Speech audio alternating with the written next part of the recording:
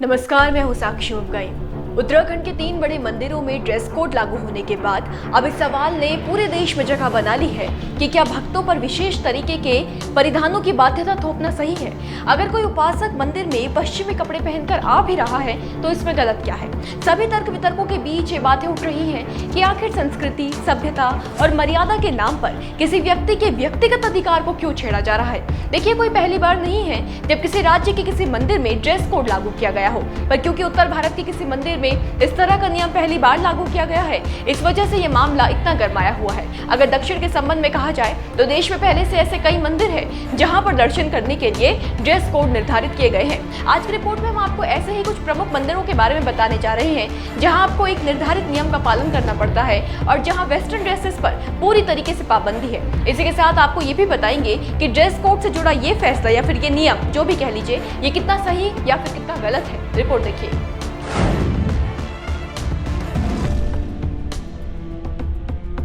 कहा जाता है कि भारत के पौराणिक मंदिर वास्तु विद्या के सबसे भव्य उदाहरण हैं। भारतीय मंदिर वो धार्मिक स्थल है जहां अध्यात्म सिर उठाता है और विज्ञान सिर झुकाता है।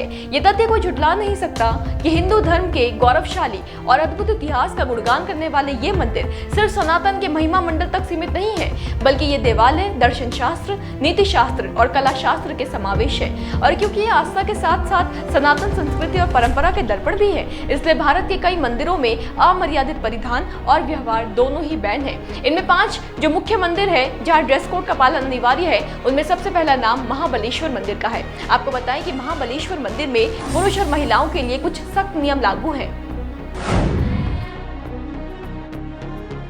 कर्नाटक के 7 मुक्त स्थलों में से एक महाबलेश्वर मंदिर भारत के प्रसिद्ध शिव मंदिर में से एक है। बता दें कि इस मंदिर में जीन्स, पैंट, पैजामा, हैट, कैप, कोट और बरमूडा जैसी चीजें वर्जित है। इस मंदिर में पुरुष भक्त धोती में और महिलाएं साड़ी या फिर सलवार सूट पहनकर ही प्रवेश कर सकती है। ठीक इसी तरीके से तिरुमाला स्थित तिरुपति बालाजी मंदिर में भी कोई भी टी शर्ट या बरमूडा पहनकर दाखिल नहीं हो सकता। महिलाओं के लिए भी यहाँ साड़ी या सलवार सूट ही निर्धारित है। तिरुपति बालाजी में होने वाले खास अनुष्ठानों में हिस्सा लेने के लिए साड़ी या फिर धोती या फिर पैजामा पहनना होता है, ये नियम है। इसके बाद तीसरे नंबर पर आता है महाकाल मंदिर। महाकाल मंदिर भगवान शिव के 12 ज्योतिर्लिंगों में से एक है। ये मध्य प्रदेश के उज्जैन में स्थित है। इस भव्य मंदिर में भगवान शिवलिंग के रूप में विराजित है। हर साल यहाँ लाखों की संख्या में श्रद्धालु दर्शन के लिए आते हैं।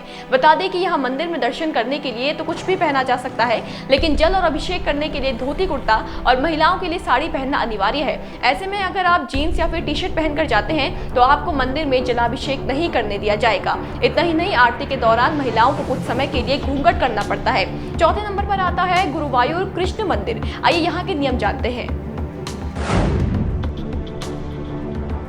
केरल में स्थित भगवान कृष्ण का प्रसिद्ध मंदिर गुरुवायूर कृष्ण मंदिर ड्रेस कोड को लेकर काफी सख्ती बरतता है। बता दें कि इस मंदिर में दर्शन करने के लिए महिलाएं केवल साड़ी और सूट पहन सकती हैं, वहीं पुरुष केरल की पारंपरिक लुंगी ही पहन सकते हैं। यहाँ पश्चिमी परिधान में जाने वाले को प्रवेश नहीं दिया जाता। इसी कड़ी में सूची में आने वाला 5वां मंदिर है गृष्णेश्वर महादेव मंदिर। गृष्णेश्वर महादेव मंदिर महाराष्ट्र के औरंगाबाद से 11 किलोमीटर दूर है। ये 12 ज्योतिर्लिंगों में शामिल है। कुछ लोग इसे घुश्मेश्वर महादेव के नाम से भी जानते हैं। गृष्णेश्वर महादेव मंदिर भी अपने सख्त ड्रेस कोड के लिए जाना जाता है। बता दें कि यहाँ चमड़े से बनी सभी चीजों को लाने पर मनाही है। ऐसे में बेल्ट, पर्स जैसी चीजें नहीं लेके जाया जा सकता। इसके अलावा पुरुषों को इस मंदिर में दर्शन करने के लिए ऊपरी हिस्से के कपड़े उतारने पड़ते हैं, वहीं महिलाएं किसी भी तरह के ट्रेडिशनल कपड़े को पहनकर जा सकती हैं। तो कुल मिलाकर हालांकि उत्तराखंड में ड्रेस कोड की बात अब की गई है, लेकिन भारत के बड़े बड़े मंदिरों में पहले से ये नियम लागू है। बताएं कि साधु संतों ने मंदिरों में ड्रेस कोड का स्वागत भी किया है।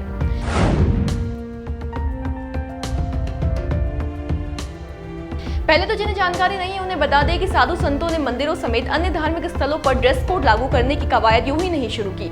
आए दिन ऐसी खबरों को सुनने और देखने के बाद कि युवा रील के नाम पर आपत्तिजनक कपड़े पहनकर अनुचित व्यवहार करके धार्मिक स्थलों पर मर्यादा भंग कर रहे हैं, ये कदम उठाया गया है। इन वाक्यों को रोकने के प्रयास में महंत रविंद्र पुरी ने 3 जून को उत्तराखंड के 3 मंदिरों में ड्रेस कोड लागू करने की घोषणा की थी। इनमें हरिद्वार के कनखल में स्थित दक्ष प्रजापति मंदिर, देहरादून जिले का टपकेश्वर महादेव मंदिर और पौड़ी जिले का नीलकंठ महादेव मंदिर शामिल है। ये तीनों ही शिव मंदिर है। तीनों मंदिर महानिर्वाणी अखाड़े के अधीन है। खास बात यह है कि महंत रविंद्र पुरी की इस पहल का अन्य साधु संतों ने समर्थन किया है।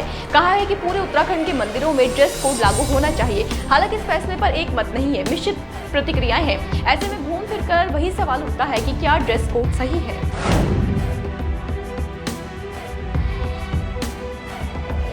कुछ लोग मानते हैं कि आस्था का पहनावे से कोई वास्ता नहीं होता, तो कुछ मानते हैं कि हर स्थान पर जाने के अपने तरीके हैं। इस बात को मान लेने में हर्ज नहीं होना चाहिए कि मंदिर दिखावे का स्थान नहीं है, और अगर आपका पहनावा आपके आराम से संबंध रखता है तो इस बात का ख्याल रखा जाना जरूरी है कि आपके कारण दूसरा असहज न हो। इसके साथ ही कई लोग ये भी तर्क देते हैं कि हिंदू धर्म में धोती और साड़ी का महत्व सिर्फ पहनावे तक सीमित नहीं है, इसके पीछे यकीन और विज्ञान भी है। परंपरा कहती है कि धार्मिक अनुष्ठान और पूजा करते समय सिले हुए कपड़े नहीं धारण करना चाहिए।